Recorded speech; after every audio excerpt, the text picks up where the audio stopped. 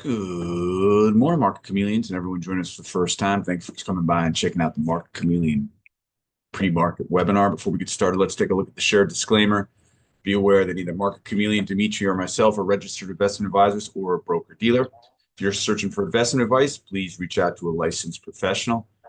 This show, as all our shows, is for informational purposes only concerning Market Chameleon tools and products. One last look at the disclaimer. Good Tuesday morning, Dima. Good morning, Will. How are you? Good. Let me share my screen here. Good morning, everyone.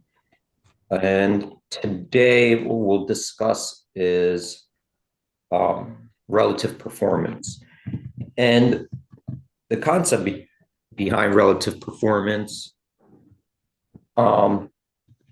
it's an important concept in financial modeling, financial trading, even trading strategies, and that even looking at models that have not only relative performance but relative value. And the idea there is, well, how do we measure one security or an asset relative to another security that's somehow related, and that could give us important insights on its performance. Think about a stock that has volatility, and it could be up on a day, it could be down on a day, or on a week. It's moving around, but there's a lot of factors that can be influenced. And one is just the general market, right? The overall market. But how is it performing relative to the overall market? If the market is lower and the stock is lower, well, it could explain the weakness in the stock. It's just following the rest of the market. But how is it performing relative to that market? Is it, if the market is down, let's say 1%, and your stock is down 0.5%, well, on a relative basis, it's outperforming, right? Because on the day, yes, you lost 0.5% in your asset value, but the rest of the assets went down by 1%, right? So you could sell that and buy more of the others. So on the other way, what about if the market is up? If the market is up 1% or 0.5%, but your stock is up 1.5%. Again, yes, the market is up, but your stock is doing even better, right? It's outperforming. So we're looking at places. How do we measure that? There's different ways to measure it. There's no one right way. So we're just going to look at some examples of different metrics we could use to sort of get a insight how a stock is performing. So let's pick a stock. And let's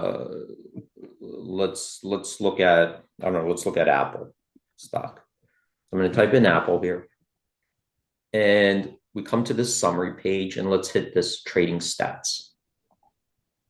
So while I'm on the trading stats, I'm going to come down here, and here is a kind of just a quick view, a table showing us a relative performance.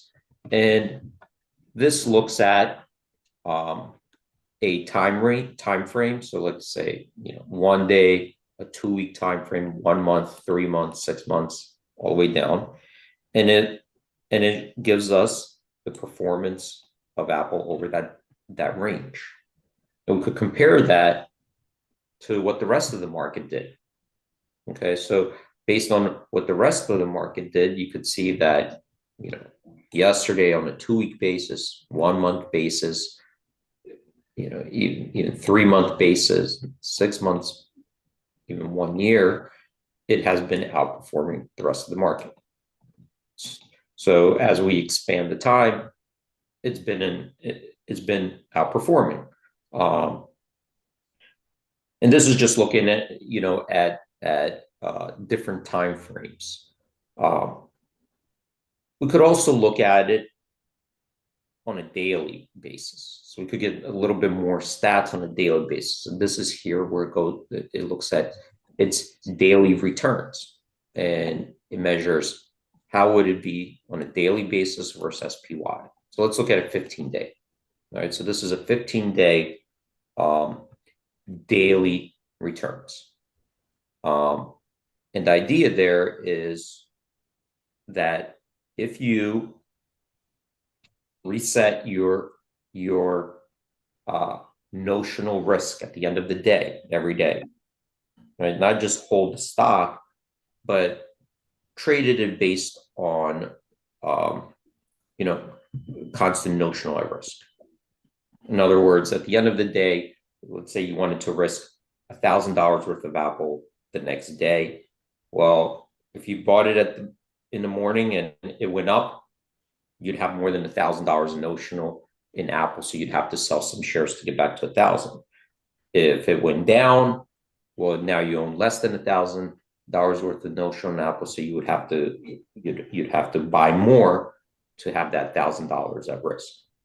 So if you reset that on a daily basis, right, and that's in trading, it's important because that's kind of how like hedging works. But let's say you reset that on a daily basis versus the SPY.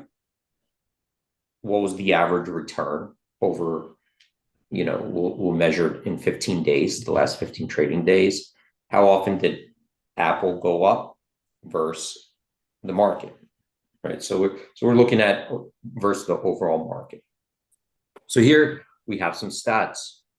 If you did that over the last 15 days, then 67% of those days, it was profitable.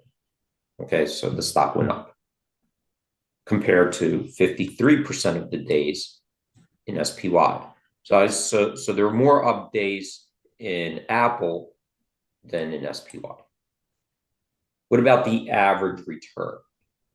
So on average, you'd have some losses, you'd have some gains. We're resetting it. Keep in mind, like whatever notional we decide to risk on a daily basis, that's what we're resetting. Okay. So on average, Apple was a winner for 0.33%. Okay. Whereas SPY, you could see, was a loser in this time period.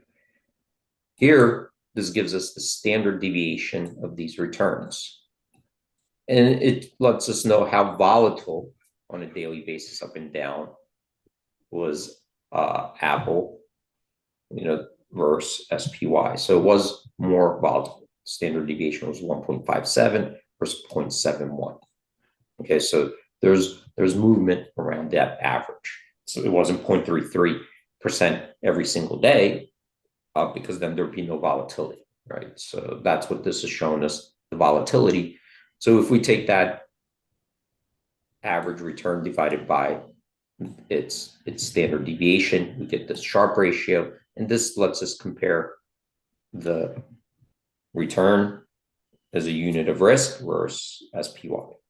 Okay, and obviously you want this number to be high, right? Higher than these other benchmarks. So this gives us now an idea that the performance of Apple on a relative basis versus the rest of the market. You could do that versus similar stocks. You could do that versus maybe the industry that you pick out, but this here starts us out versus the rest of the market. And here, this shows us what if you did it as a pair strategy of equal notional, long $1,000 worth of Apple versus short $1,000 worth of SPY on a daily basis. You rehedged wherever that ended up, you rehedged it. Could be 1,000, could be $100, 10,000, but it's equal notional at risk. So here it shows us that strategy is a pair of buying one versus selling the other, equal notional. So it doesn't look at its beta, but just whatever you're long in one stock, you're short the other stock, right? So what you did was you shorted SPY, and you took, let's say for $1,000, you took that $1,000 and you bought Apple, right? So you financed your Apple by selling SPY. How did that work out? So that was a winner 53% of the time for an average return of 0.37% with a standard deviation of 1.37 and that Sharpe of 27.4. So you could see that having that hedge or financing the purchase of Apple versus by shorting SPY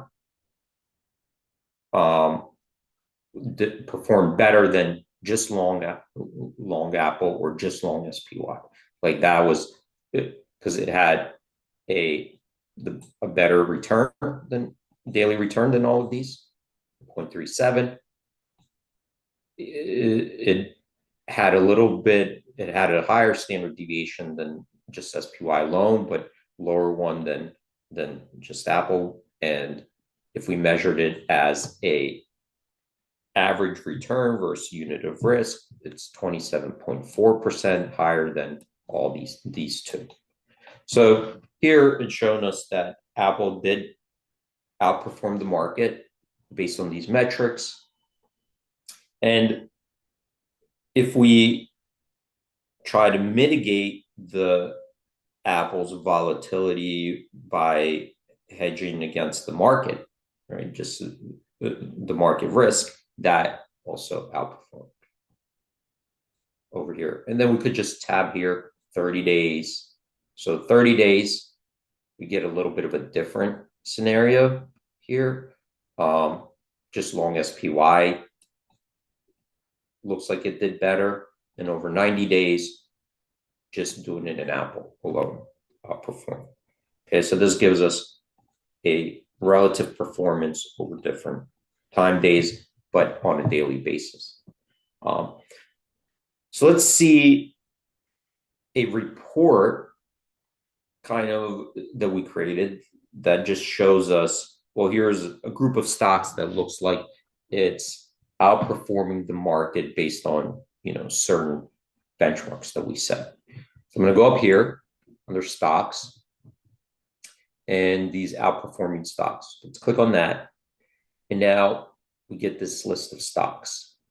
And over here, we see SPY. This will be the benchmark that we're measuring against. And what we're trying to do is do a relative performance first on comparing it over a stretch of time. So here's over 7 days, over 2 weeks, 3 months, 6 months. All right. So you can see here Alibaba was up 51% in the last 6 months versus SPY 6.9%. Over 2 weeks, Alibaba was up 15.9%, SPY is down 1.3%. So yesterday on the 1 day, it performed worse, but over these stretches, it outperformed. Okay. Then at the same time, let's do another test and see on a daily basis. And we do that because over a 3-month period, let's say, what can happen is the stock outperforms SPY, let's say, like in Alibaba, but it could have been one very big day that skewed it up, right? So maybe on a daily basis, it may not look the same as it outperforms, but let's say they had an announcement and the stock got repriced, let's say it was up, whatever, 100%, 200% in 1 day. And then since then it's been underperforming. So we'd want to know that as well. So that's why we look at daily statistics. Okay. So daily statistics over here over the last 15 days. So we're looking at the shorter term period, 15 days. How many up days did Alibaba have versus SPY? So you could see here that Alibaba was up 73% of those days versus SPY 53%. What about the average return? Um, why do we look at the average return? Is because the up days and down days, the magnitude of those days could be different. So we can't stocks when they could be up or they could be down, but the percentage moves, they could vary. The volatility to the downside, for example, could be so severe that even if you have, small up moves 9 out of 10 times, if you have one, the down move to the downside is so volatile that it all those up moves are irrelevant, right? On average, you would have lost. So let's look at the average return. So we could see here on average daily return versus SPY. All these outperform because SPY here is in a negative right now.